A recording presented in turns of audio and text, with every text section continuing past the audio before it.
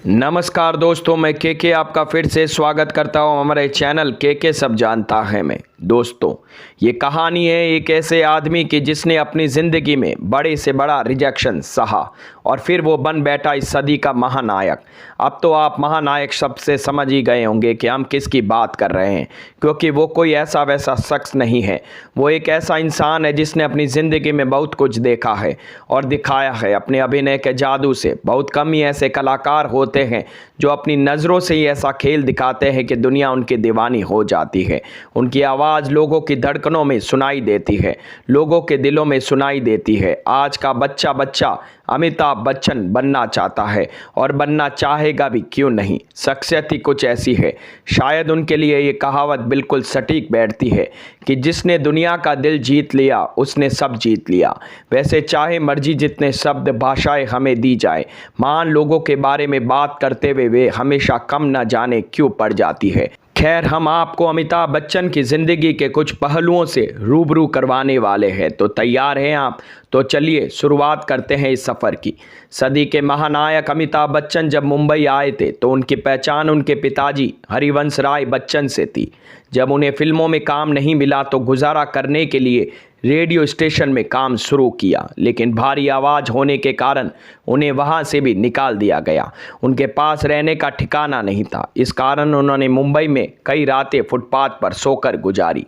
अमिताभ बच्चन का मक्तसी का दौर कुछ ऐसा भी था कि जब वो कलकत्ता से नौकरी छोड़कर बम्बई आए थे तो मरीन ड्राइव के बेंच पर कुछ रातें उन्होंने काटी, क्योंकि उन्हें पता तो था कि उन्हें क्या काम करना है, लेकिन इंडस्ट्री में अपनी जगह पाना बहुत मुश्किल है। और वो तो तब जब वहाँ पर आपका कोई कनेक्शन भी ना हो, आप बहुत अमीर ना हो, या फिर जब तक आपको कोई जानता ना हो। हर किसी की ज़िंदगी में एक ना एक बार तो काम के, या कह सकते हैं कि सफलता के शुरुआती दौर में भगवान परीक्षा लेता ही है। अगर आप इस परीक्षा में खरे उतर गए तो आपने सफलता की ओर एक और सबसे महत्वपूर्ण कदम बढ़ा लिया, और यदि नहीं तो आप वहीं कहीं कुएं के मेंढक बन के रह जाएंगे। जिनमें हिम्मत होती है केवल वही कुछ चुनिंदा लोग कुछ कर पाते हैं, कुछ बन पाते हैं, जिनमें से एक नाम है अमिताभ बच्चन का। हाँ, तो मरीन ड्राइव में कुछ समय रातें गुजारने के बाद, क्योंकि उनके पास कुछ काम नहीं था, फिल्मों में ना होने की वजह से कोई उन्हें जानता भी नहीं था, वो कुछ निराशा की ओर बढ़ते ही जा रहे थे। यहाँ तक कि अंत में वो एक फिल्म में एक एक्स्ट्रा के रूप में भी काम करने को तैयार हो गए थे।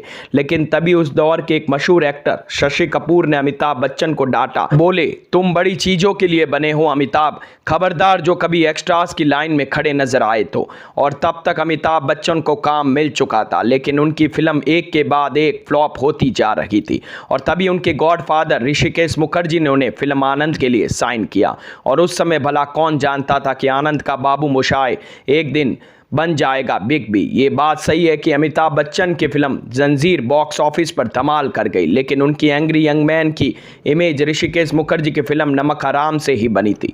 70 का दशक बड़ा ही जज्बाती था, जहां पर रोमांस फेड आउट हो रहा था और एंग्री यंग मैन आगे बढ़ रहा था। इसकी असल वजह यह थी कि जनता व दर्शक अधिकतर उन फिल्मों को पसंद करते थे जो उन्हें खुद को फिल्म से जोड़ती है। इसी कारण हमारे यहाँ पर फिल्म इंडस्ट्री, बॉलीवुड और बाहर की हॉलीवुड की फिल्में स्क्रिप्ट के कंटेंट में जमीन आसमान का अंतर होता है। उस समय में भारतीय पब्लिक में एक तरह गरीबी थी, गुस्सा था, और गुस्से को ट्रांसफॉर्म किया अमिताभ बच्चन की पर्सनालिटी द्वारा, उनकी फिल्म से, जिसमें उनका धमाकेदार एक्शन होता था और वो गरीबों की मदद करते थे। अमिताभ बच्चन की जोड़ी एक से बढ़कर एक प्रोड्यूसर डायरेक्टर के साथ बनती गई, और वो यश चोपड़ा, प्रकाश मेहरा, रमेश सिप्पी, या फिर मसाला फिल्मों का जाना माना नाम मनमोहन देसाई, उन सभी के साथ अमिताभ बच्चन की जोड़ी ऐसी बनी कि बस बॉक्स ऑफिस पर इनका ही राज होता चला गया। एक तरफ अमिताभ की अमिट आभा केवल भारत में ही नहीं बल्कि पूरे दुनिया भर में जगमगा रही थी, वहीं अमिताभ बच्चन की जिंदगी में एक ऐसा मोड़ आया जहां पर उनकी जान जाते जाते बची। मनमोहन देसाई की फिल्म कूली में अमिताभ बच्चन इस तरह घायल हुए कि ये उम्मीद कम ही थी कि अमिताभ की जान बच पाएगी।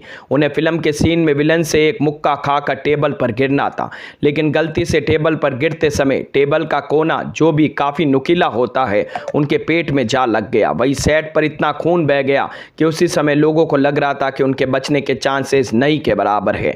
उन्हें कुछ ही देर बाद प्लेन में बैठाकर हॉस्पिटल ले जाया गया, जहां पर डॉक्टरों ने बताया कि उनकी आंत में गहरा घाव हो चुका है और खून की भी बहुत ज़्यादा कमी हो गई है। हर कोई उनके जीने की कामना कर रहा था। शायद इतनी ज़्यादा तादाद में लोगों की प्रार्थना को भगवान ने सुना होगा, तभी शायद इतनी ज़्यादा और इतनी बुरी तरह से घायल हो जाने के बावजूद वो मौत के मुंह से निकल सके, जिनका श्रेय पूरे हिंदुस्तान को देते हैं। और ये शायद सच ही कहा गया है, चाको राके साइया मार सके न कोई, बाल न बाका कर सके चाहे जग बैरी होए। अमिताभ बच्चन पर यह कहावत एकदम फिट बैठती है, क्योंकि एक तरफ तो उनके फैंस मंदिरों में, मस्जिदों में, गिरजाघरों में उनकी अच्छी सेहत के लिए प्रार्थना कर रहे थे, वहीं दूसरी तरफ ब्रिज कैंडी अस्पताल के डॉक्टर दिन रात एक कर रहे थे अमिताभ बच्चन की जान बचाने को। इस सब मशक्कत के बाद अमिताभ बच्चन मौत के मुंह से बाहर आ गए और सबको शुक्रिया अदा भी कहा।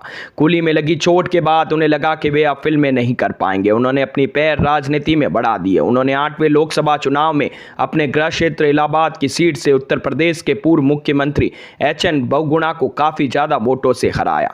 अमिताभ राजनीति में ज्यादा दिन नहीं टिक सके और फिर उन्होंने फिल्मों को ही अपने लिए उचित समझा। जब उनकी कंपनी एबीसीएल आर्थिक संकट से गुजर रही थी, तब उनके मित्र और राजनीतिक अमर सिंह ने उनके काफी मदद की। बाद में अमिताभ ने भी अमर सिंह की समाजवादी पार्टी को काफी सहयोग किया। उनकी पत्नी जया बच्चन ने समाजवादी पार्टी को ज्वाइन कर लिया और वे राज्यसभा के सदस्य भी बन गई। अमिताभ ने पार्टी के लिए कई विज्ञापन और राजनीतिक अभियान भी किए।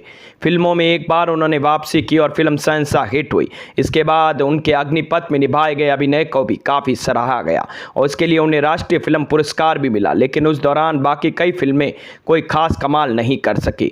2000 में आई मोहब्बतें उनके डूबते कैरियर को बचाने में काफी मददगार साबित हुई और फिल्म को और उनके अभिनय को काफी सराहा गया। उसके बाद उन्होंने कई फिल्मों में काम किया, जिसे आलोचकों के साथ साथ दर्शकों ने भी उन्हें काफी पसंद किया। 2005 में आई फिल्म ब्लैक में उन्होंने शानदार अभिनय किया। उन्हें राष्ट्रीय फिल्म पुरस्कार से एक बार फिर सम्मानित किया गया। फिल्म पा में उन्होंने अपने बेटे अभिषेक बच्चन के ही बेटे का किरदार निभाया।